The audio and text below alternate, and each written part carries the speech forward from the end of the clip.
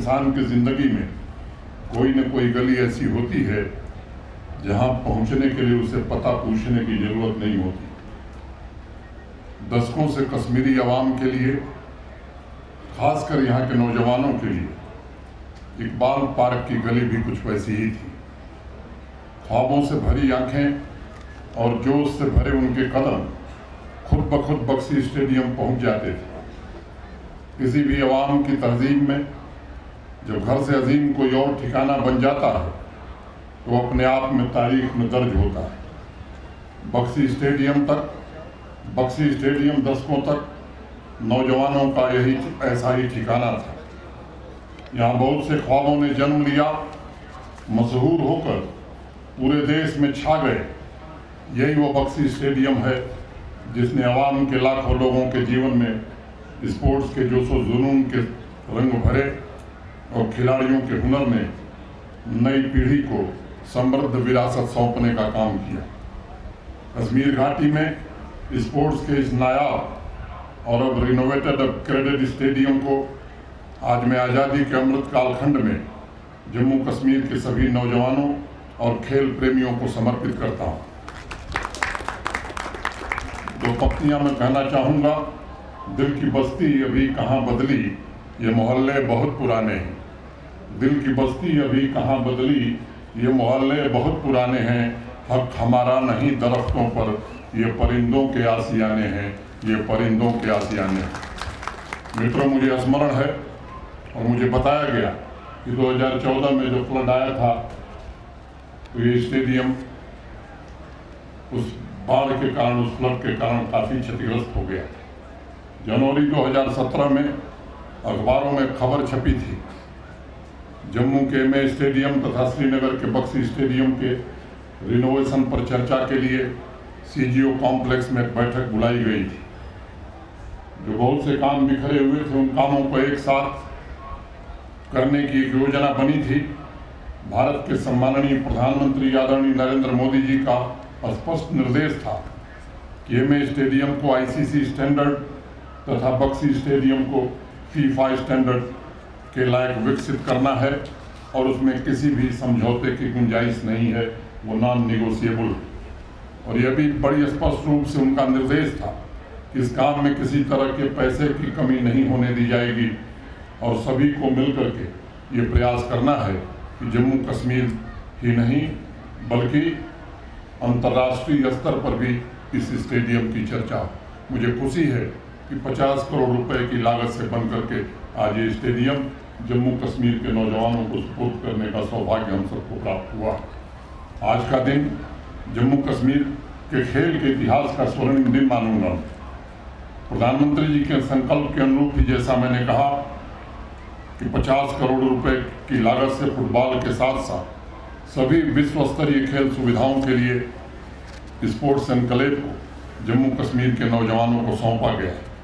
ये भी बताना आवश्यक समझता हूँ कि अगस्त 2020 में जम्मू कश्मीर का जब से काम देखा जा रहा है, इस स्टेडियम की रिनोवेशन अपग्रेडेशन को जल्द से जल्द पूरा किया जाए, इसकी अनेक कोशिशें हुई हैं।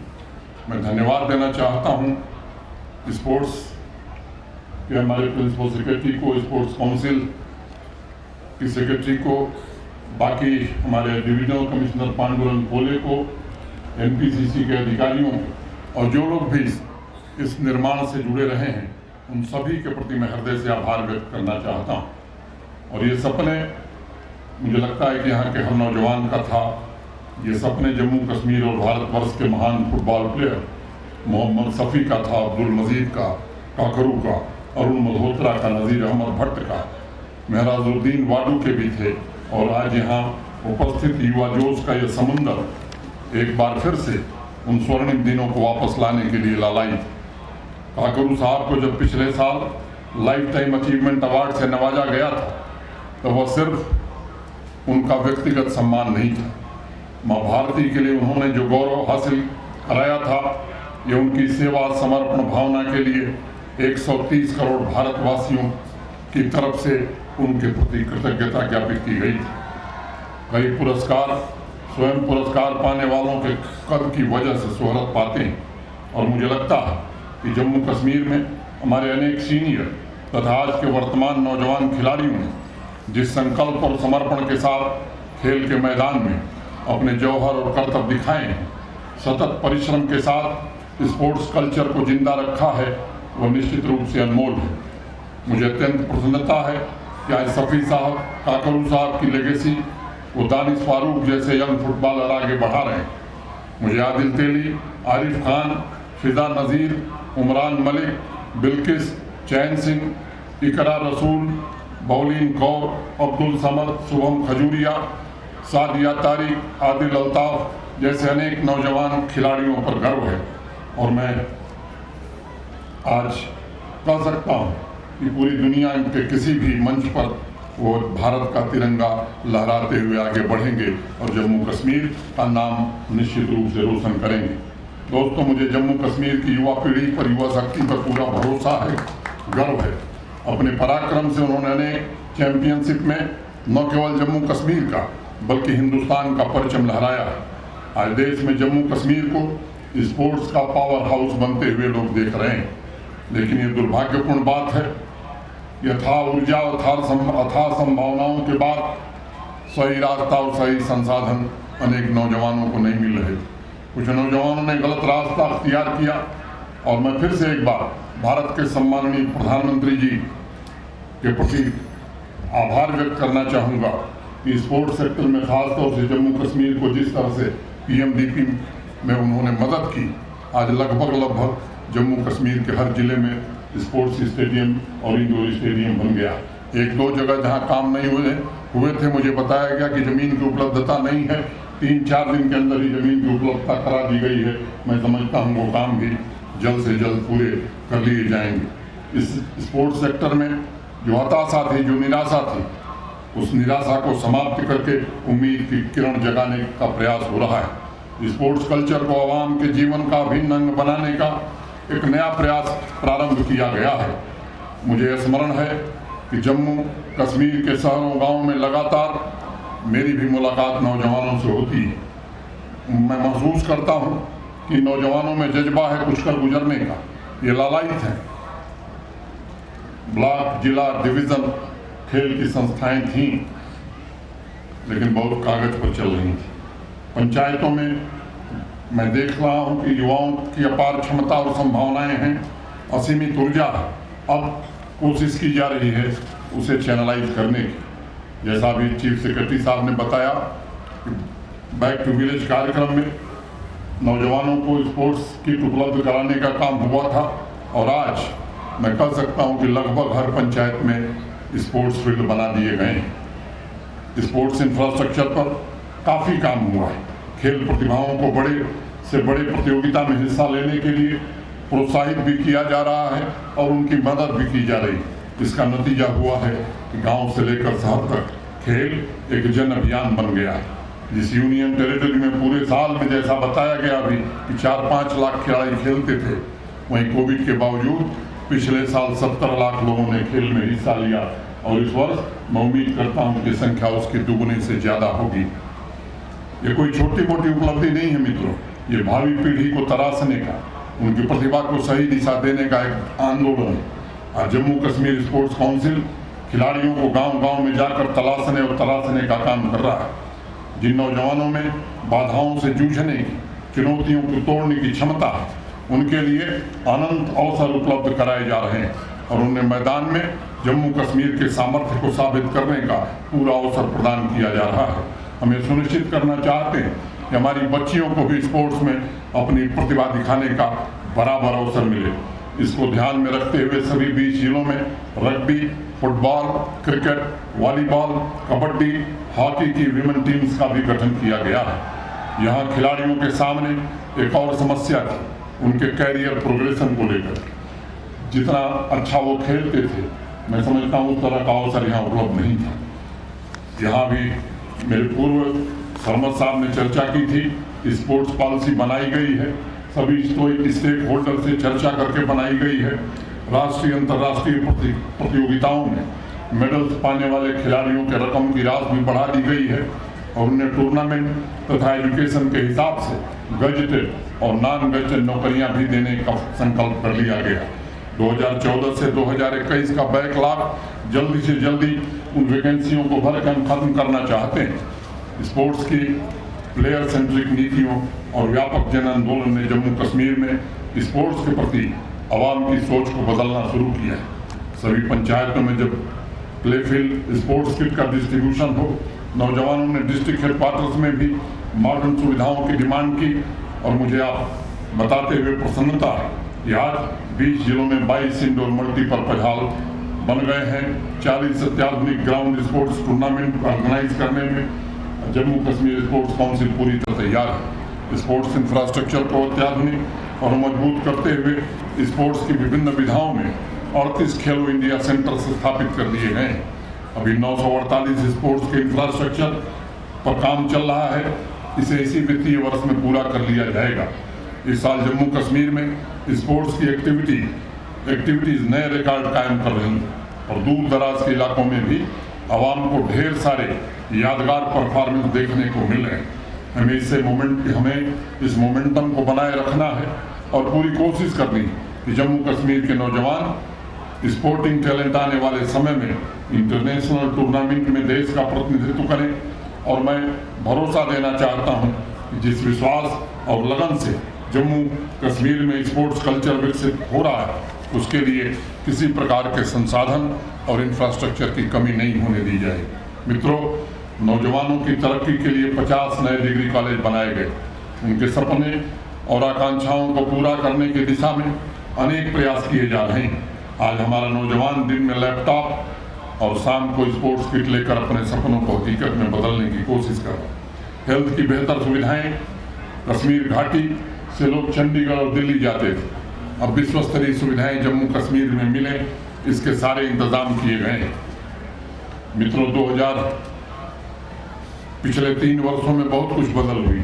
अनेक बार मैं चर्चा कर चुका हूँ। 20 साल 30 साल की लटकी हुई परियोजनाएं भी अब पूरी हो रही हैं। एक समय था जब 20-20 साल लगता था परियोजना को पूरा होने में, उनको तो पूरा किया ही जा रहा है। नई परियोजनाओं को भी समय सीमा के भीतर पूरा किया जाए, इसका भी इंतजाम किया जा रहा है। वंचित समुदाय, आम आदमी, गरीब वर्ग के लोग जो कानून की आड़ में दशकों से ज्यादती झेल रहे थे, उनका भी ख्याल रखा जा रहा है।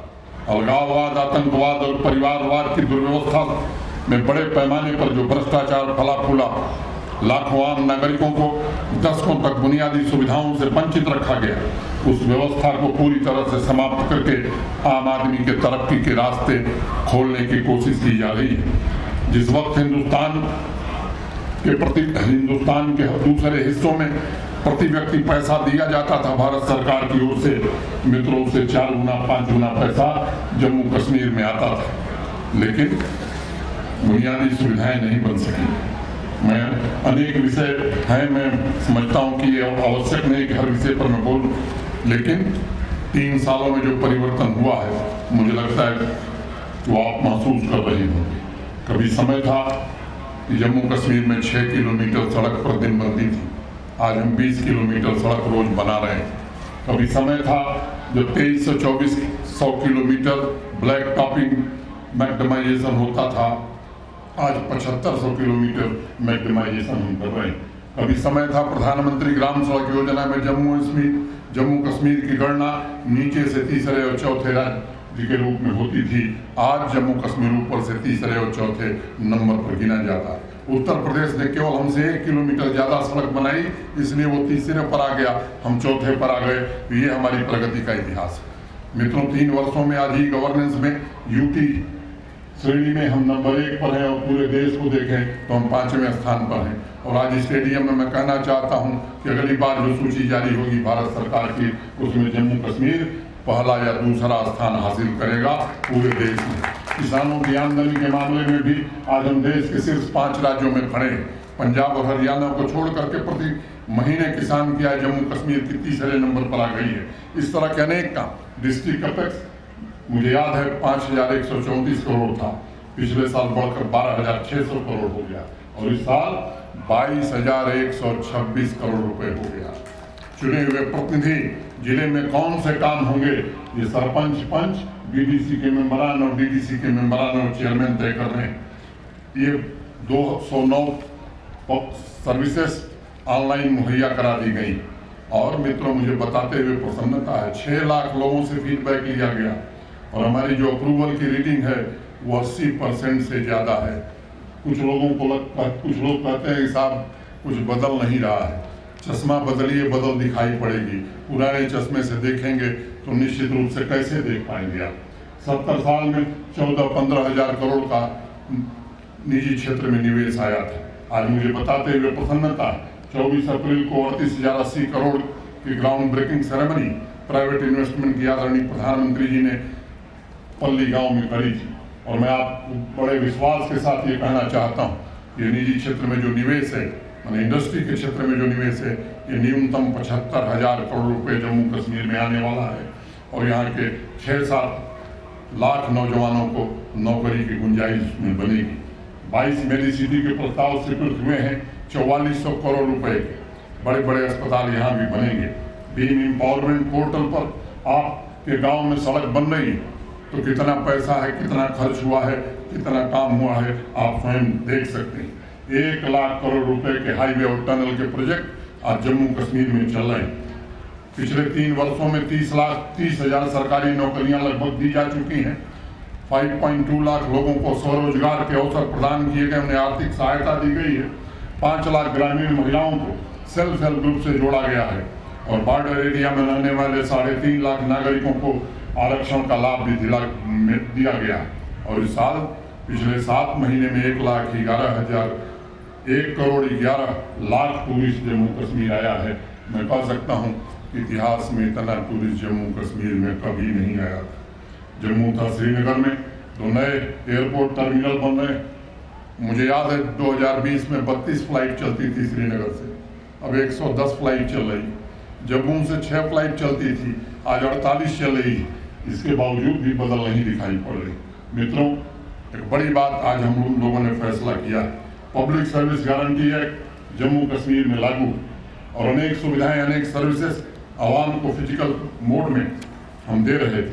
आज हमने फैसला किया है कि अब ये फिजिकल मोड में नहीं होगा, बल्कि पूरी तरह से ऑनलाइन आज कर दिया गया है।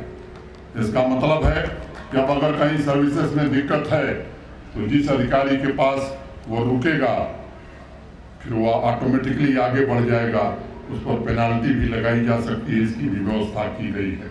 और आज मैं कहना चाहता हूँ कि 5 अगस्त 2022 का ये फैसला जम्मू कश्मीर को भ्रष्टाचार मुक्त बनाने का एक महत्वपूर्ण कदम है। और आज इस ऐतिहासिक दिन पर हम संकल्प लेते हैं कि जम्मू कश्मीर से भ्रष्टाचार की जड़ों को नस्तनाबूद करके रहेंगे और इस दिशा में हमने ये फैसला किया। आज से शुरू हुआ हमारा ये अभियान, ये रुकने वाला नहीं है। खत्म तभी होगा जब भ्रष्टाचार पूरी तरह समाप्त होगा। मेरे नौजवान दोस्तों, आज़ादी का अमृत महोत्सव देश की 75 साल की लंबी यात्रा का उत्सव। आज हम यात्रा के उस मोड़ पर खड़े हैं जहां जम्मू कश्मीर के सर्वांगीण सर्वस्पर्शी विकास के संकल्प को जमीन पर इम्प्लीमेंट करने की कोशिश की जा रही है। सफलता के नए कीर्तिमान स्थापित किए जा रहे हैं।